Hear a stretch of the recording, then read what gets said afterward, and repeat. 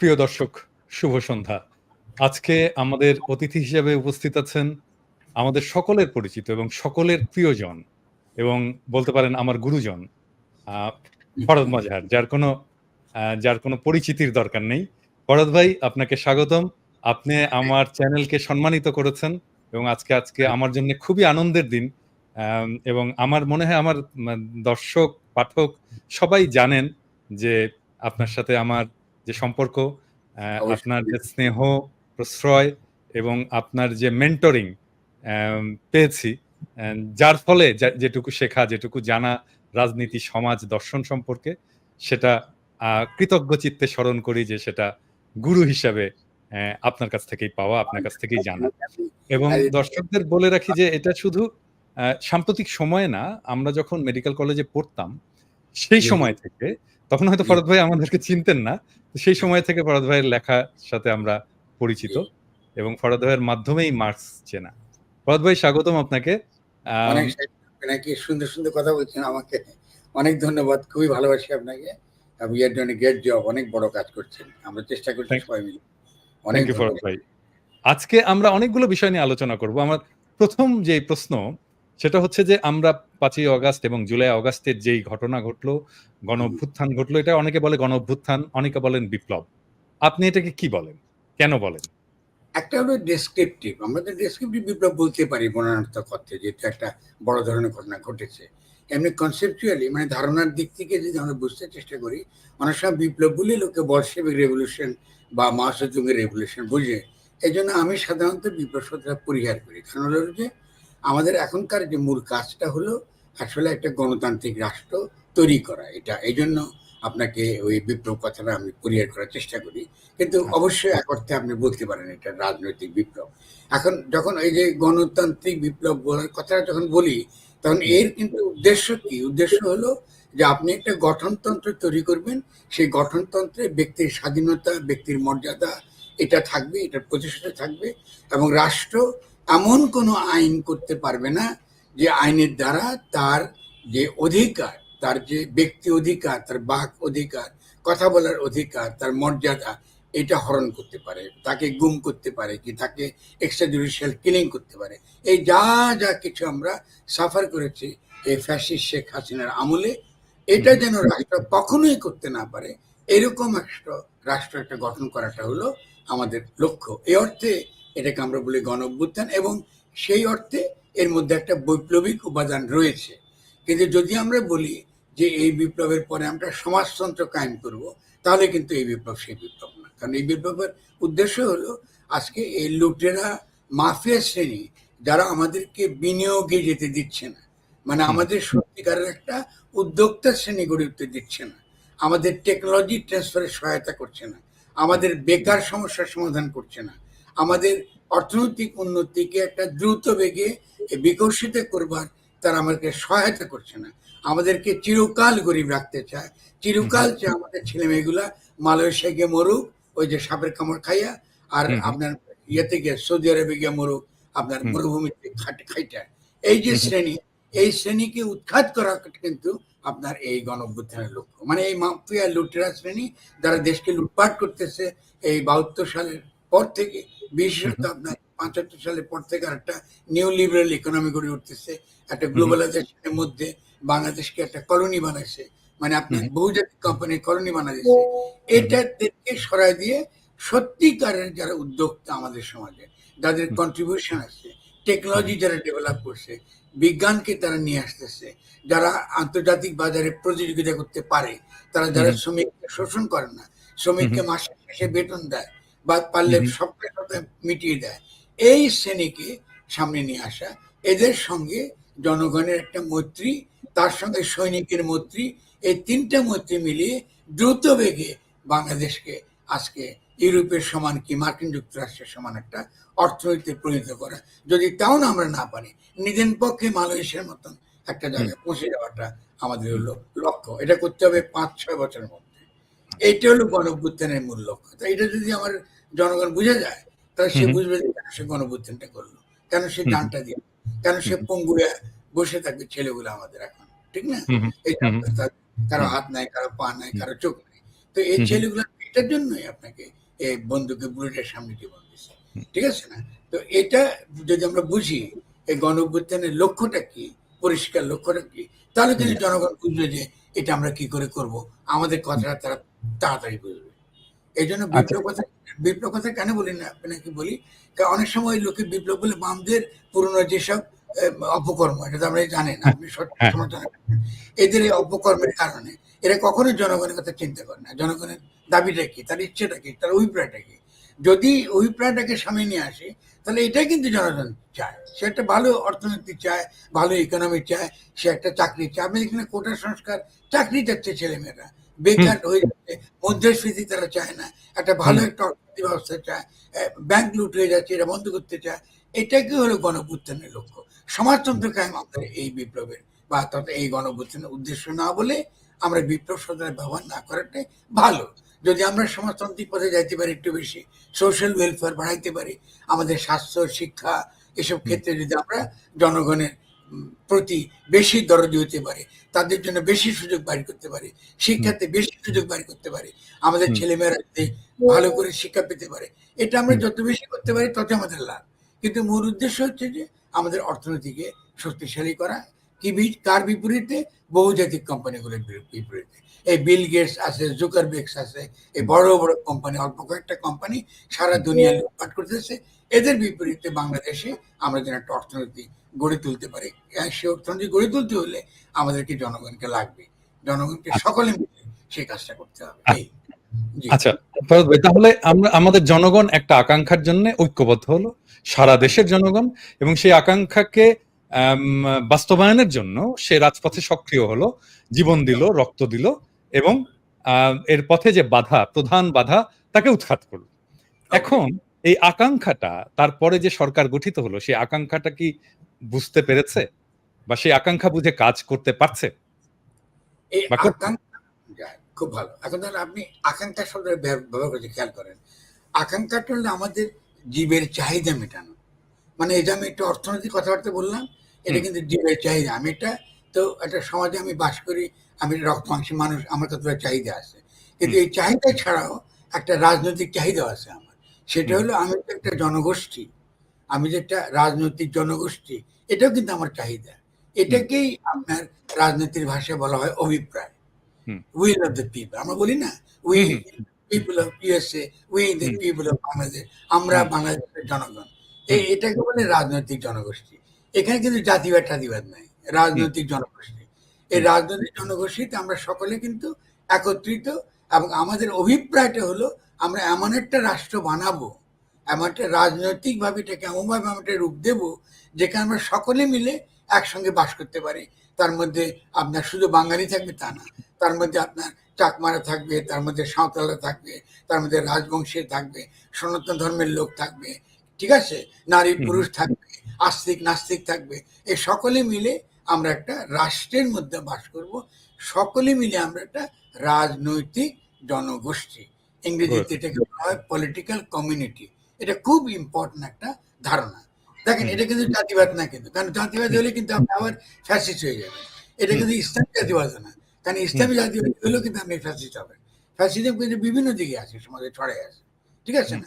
বাংলাদেশি জাতিবাদ হলো আপনার ফ্যাসিস্ট হবার সম্ভাবনা আছে, যদি মনে করেন এটাই আপনার একমাত্র পরিচয়। কারণ আপনাকে বাংলাদেশ হতে পারেন, আমাদের এখানে বিএনপি বাংলাদেশি জাতিবাদী কথা বলে, তারাও থাকবেন, এমনকি যারা বাঙালি জাতিবাদী কথা বলে তারাও থাকতে পারেন, কিন্তু ফ্যাসিজম হওয়া যাবে না। এটাই একমাত্র আপনার চিরায়ত আপনার কি বলে পরিচয়।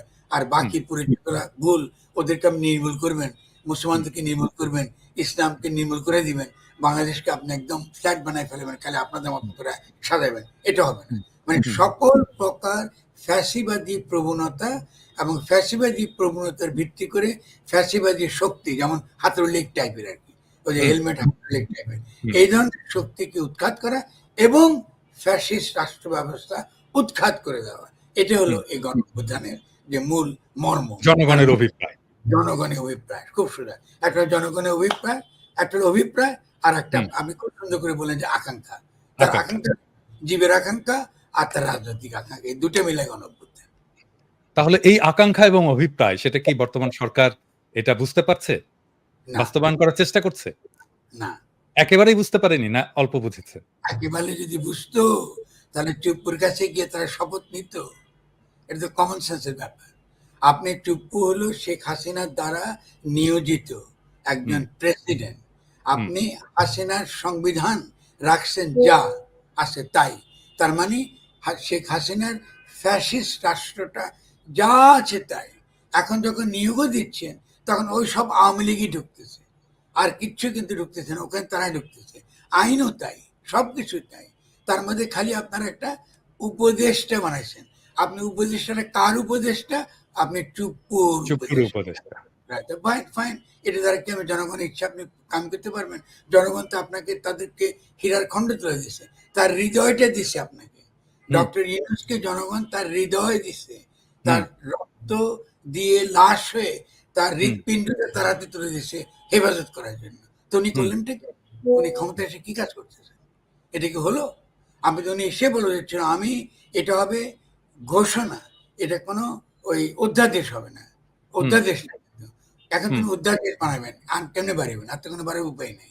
হুম, তাকে হতে হবে ঘোষণা যে আমি বাংলাদেশের জনগণের এই যে তার যে সার্বভৌম অভিপ্রায়, এই হুম, অভিপ্রায়ের পরম অভিব্যক্তিকে প্রতিনিধিত্ব করি বলে আমি হুম, হুম, ক্ষমতা গ্রহণ করিলাম।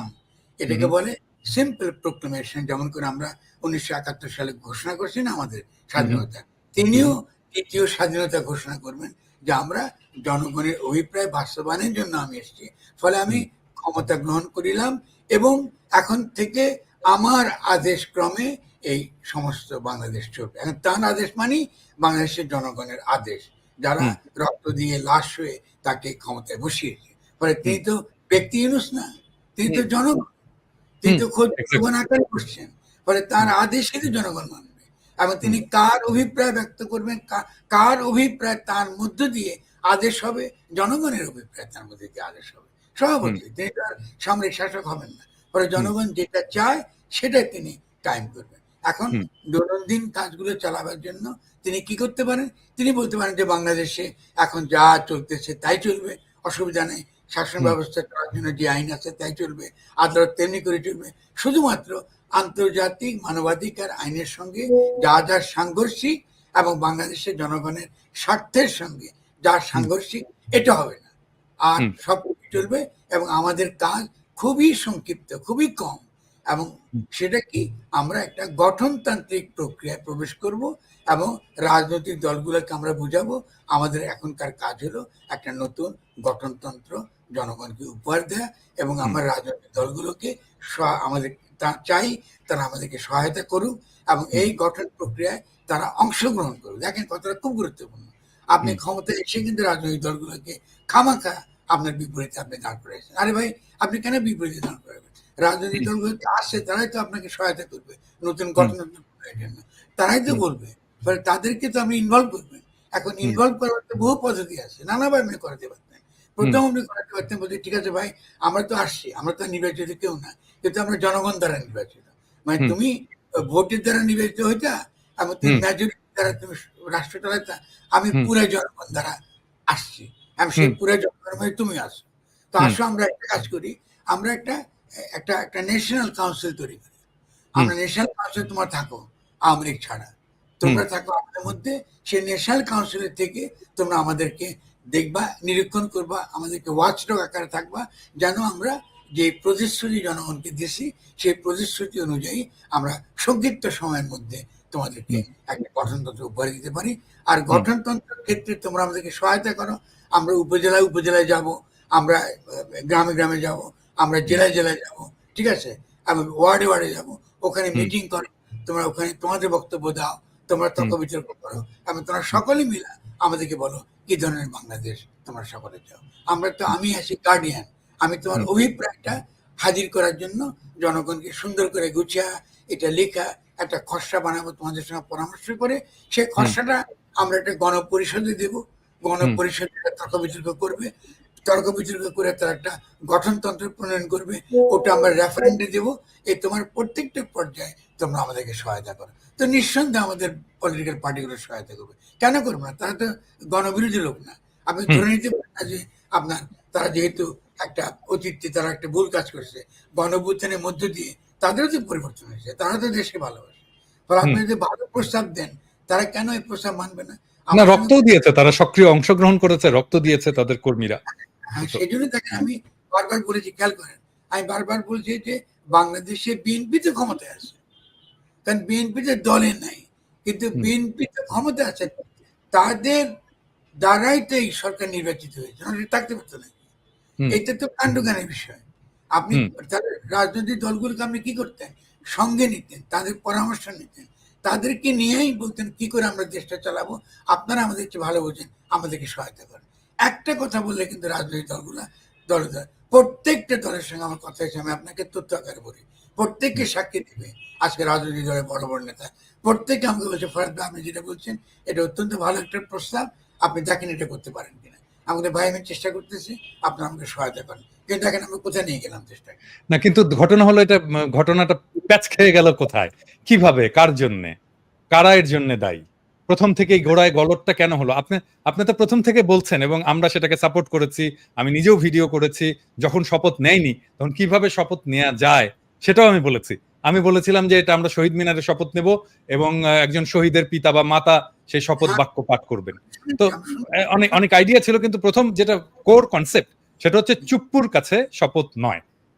শপথ একদম করাবে জনগণ, জনগণের প্রতিনিধি হিসাবে, জনগণের সার্বভৌম আকাঙ্ক্ষার প্রতিনিধি হিসাবে প্রফেসর ইউনূস শপথ নেবে। কিন্তু এই পুরো বিষয়টা কারা এটাকে টুইস্ট করে এই জায়গায় তথাকথিত সাংবিধানিকতার দিকে নিয়ে গেল? আপনার আমি কাছে কোনো তথ্য আছে বা আপনার কোনো আচ্ছা, ধারণা আছে? আমি এই পয়েন্টে আসতেছি আপনাকে। আমি আগে শপথ কথাটা একটুখানি পরিষ্কার করি। অনেক সময় আমাদের জনগণ, সাধারণ মানুষ অনেক সময় বুঝতে পারে না যে বোধহয় শপথ নেওয়াটা বোধহয় খুব বাধ্যতামূলক। না, শপথ নেওয়াটা বাধ্যতামূলক না। এটা একটা আনুষ্ঠানিকতা। হুম, আমরা এটাকে সুন্দর করতে চাইছি। মানে আপনিও সুন্দর করতে চাচ্ছেন। একটা দেখেন ব্যাপারটা কত মধুর হইতো। এটা হুম, বিপুল একটা শোনাতে আপনি শহীদ মিনারে দাঁড়িয়ে আপনি হুম, আপনার নতুন যেই গণ-অভ্যুত্থানের সরকারটা শপথ নিচ্ছে। হুম, আসলে কিন্তু খালি লাগে ঘোষণা, হুম। প্রোক্লামেশন। আইনের দিক থেকে একটা ঘোষণা লাগে। আর কিচ্ছু লাগে না। আমরা শপথ স্বাধীনতায় তো তাই করে, ৭১ তো তাই করেছি। এক্সাক্টলি তাই। মুজিবনগর কি করছে? একই কাজ করেছে। এটা এক্স্যাক্টলি। তো আসলে পৃথিবীর সব দেশে এটা হয়েছে। এটা একটা প্রোক্লেমেশন, আপনি ঘোষণা দিচ্ছেন, কারণ জনগণের ক্ষমতাটা কায়েম হয়েছে গণঅভ্যুত্থানের মধ্য দিয়ে। সেই হুম, ক্ষমতাটাকে আপনি শুধুমাত্র ফর্মালি ডিক্লেয়ার করতেছেন, আমি জনগণের পক্ষে ক্ষমতা নিলাম। এই হুম, এটি হলো আইন বলেন কি রাজনৈতিক সাহিত্য বলেন, তার মধ্যে এটা হলো মূলনীতি। হুম, প্রত্যেকটা স্বরে ক, খ যারা জানে আইন এবং রাজনীতি সম্পর্কে, তারা প্রত্যেকে এটা জানে। এখন হুম, তারা এর জন্য দায়ী। এখন আপনি ধরুন, আমি তো উইচ হান্টিং এ পছন্দ করি না, আপনি জানেন, আপনিও হুম, পছন্দ করেন। আমরা মনে করি এটা নিশ্চয়ই একদিন ইতিহাসে লেখা হবে।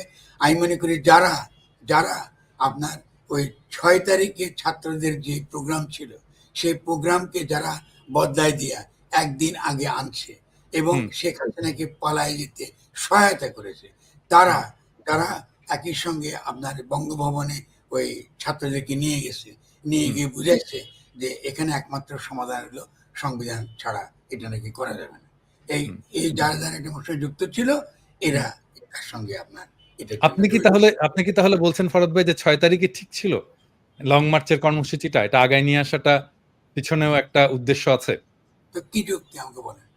আমি তো এই যুক্তি এখনো খুঁজে পাচ্ছি না। আপনার 6 তারিখের প্রোগ্রাম আপনি কেন 5 তারিখে আনবেন? নিশ্চয়ই কারো ভিন্ন কোনো পরিকল্পনা ছিল। না হুম, থাকলে 6 তারিখের প্রোগ্রাম আপনি 5 তারিখে কেন আনবেন?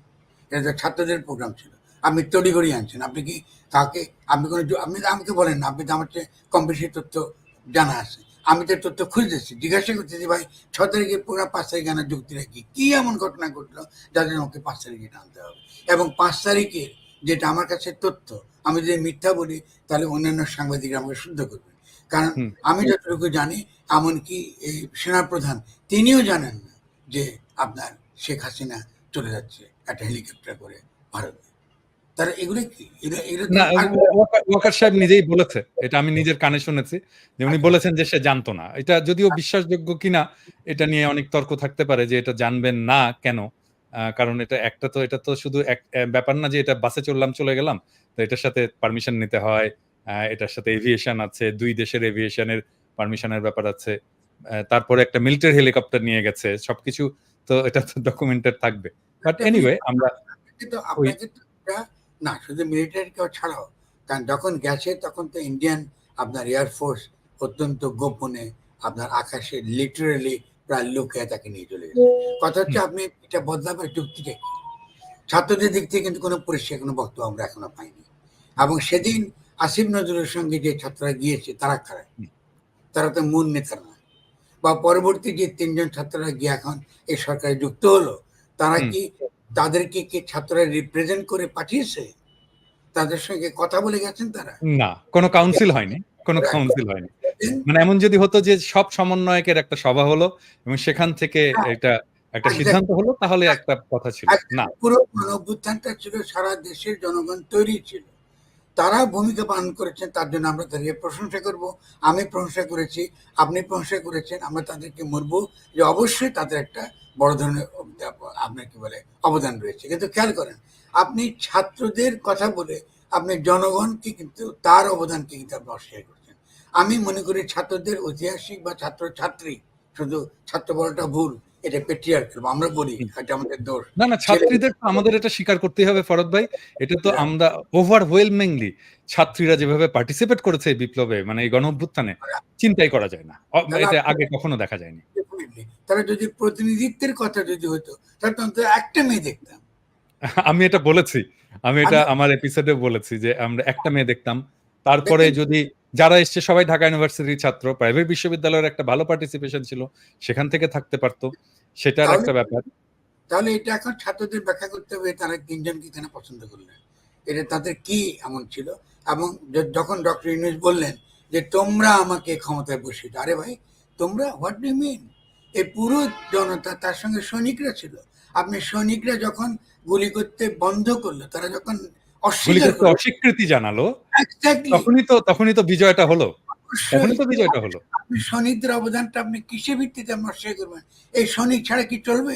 এই সৈনিকদের আপনি এখন আবারও ওই এখন পাঠাচ্ছেন চিটাং হিল ট্রাক্সে, এবং তাদের বিপরীতে দাঁড় করিয়ে আপনি এখন কি করবেন? আপনি সারা দুনিয়াতে বাংলাদেশের সৈনিকরা কত খারাপ এই প্রচারের মধ্যে নামাই দিলেন আপনি। এটা কি ঠিক হচ্ছে? শুধু সেটাই না, এই যে ম্যাজিস্ট্রেটের পাওয়ার দিয়ে যে কাজগুলো হচ্ছে ফরহাদ ভাই, খুবই ডিস্টার্বিং ইমেজ আসছে। তারা পাবলিক পানিশমেন্ট করছে এবং সেটা পাবলিক ডিসপ্লে করছে, সেটা রেকর্ড করছে, ভিডিও করছে এবং এটা সোশ্যাল মিডিয়াতে ছেড়ে দিচ্ছে। এবং এটা তো বাংলাদেশ সেনাবাহিনীর জন্য একটা অত্যন্ত লজ্জাজনক এবং গ্লানির একটা অধ্যায় হয়ে থাকবে। আমি এটাকে বিপজ্জনক মনে করি, কেন আমাদেরকে এখন সৈনিকদেরকে যে কোনো ভাবে হোক তাদের ইমেজ রক্ষা করাটা আমাদের ন্যাশনাল সিকিউরিটির জন্য অসম্ভব রকম জরুরি। আপনি এমন কোনো কিছু করতে পারবেন না যাতে তার ভাবমূর্তি কোনো না কোনোভাবে আন্তর্জাতিকভাবে এবং তার ভাবমূর্তি দেশের জনগণের কাছে, এমনকি তার ভাবমূর্তি পাহাড়ের জনগণের কাছে নেতিবাচক আকারে হাজির হয়। এবং এটা যে নেতিবাচক হাজির না করার পদ্ধতি খুবই সহজ। আপনি গিয়ে পাহাড়ের জনগণকে বলেন, ভাই তোমরা কি চেয়েছো বলো। আমরা বাংলাদেশ, আমরা তো নতুন একটা সরকার, এটা শেখ হাসিনার সরকার না, এটা অতীত রকম সরকার না, আমরা নতুন জনগণ আসছি। সেই জনগণের তোমরা একটা জনগণের অন্তর্গত, এবং এটা তো তাদের অধিকার আছে, তাদের সেলফ ডিটারমিনেশন, যেটা আমরা জানি যে কোনো গণতান্ত্রিক আপনার রাষ্ট্রে আপনার সেলফ ডিটারমিনেশন অধিকার আছে। আমরা এর আগে যখন কামাল হোসেনের যে সংবিধান বানানো হয়েছিল, সেখানে তাদের যে মালিকানার যে অধিকার, এটা কালেকটিভ, এটা একটা কি, একটা কালেকটিভ, একটা গোত্র সম্পত্তি। সেই গোত্র সম্পত্তিটা তো স্বীকৃত না 1972 সংবিধানের মধ্যে। আপনি তো পুরো ঝামেলাটা লাগাই রেখেছেন তো ওই জায়গাতে। আপনি একবার বললেন যে তোমরা বাঙালি হয়ে যাও, তারপর আপনি বললেন যে তাদের সম্পত্তির যে ধরন, সেই সম্পত্তির ধরন আপনি স্বীকারই করলেন না 72 সংবিধানে। আবার আপনি সেই সংবিধানে আপনি আবার এখানে আবার কায়েম রাখছেন, সেটা ফেলে যাওয়ার কথা ছিল। ফেলে দিয়ে বলতেন যে আসলে আমরা কিভাবে আমরা বাংলাদেশটাকে ঠিক করব।